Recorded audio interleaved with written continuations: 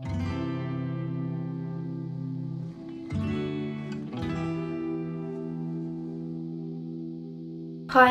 my name is Isabelle.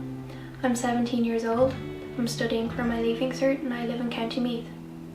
And I'm not afraid to say that I've struggled with my own mental health for years now. The reason why I'm talking to you guys today is to share my story, and with that hopefully end some stigma around mental health and mental health difficulties in Ireland. I myself had a tough time growing up. Being your average teenager, I was constantly on my phone, checking Instagram and Snapchat, seeing how many followers I had and how many likes I had, and constantly criticizing myself if I didn't look as good as the other girls, or if I didn't have as many likes as I want to. During that time, my family dynamic was crumbling around me, and yet I was still thriving to get straight A's and to be a perfect student.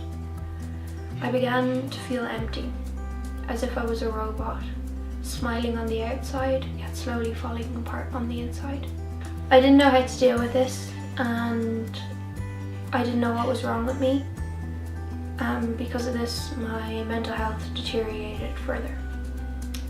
To escape this numbness and this constant pain I was feeling, I began to self-harm, and I began to distance myself from everyone around me.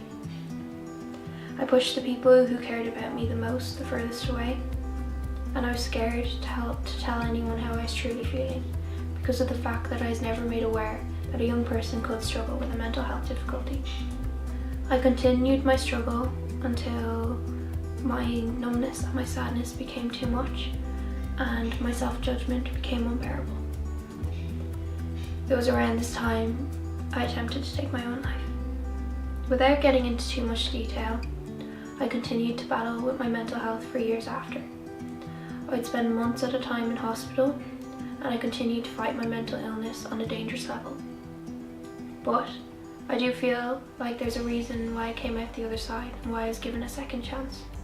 And that is to share the message with young people my age that it is okay not to feel like yourself anymore, and it's okay to be struggling. But what's also okay is to ask for help. And I need to preach that you are not alone. I learned that the hard way, but you don't have to. You can and will get through this with the right help and support. I encourage you to seek the support you rightly deserve. No one will judge you, and I promise everyone's struggles are valid. And others, be kind.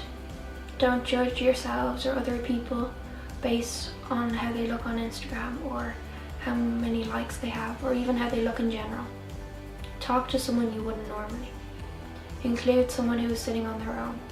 Even smile at a stranger, because you never know, your simple act of kindness could save a life.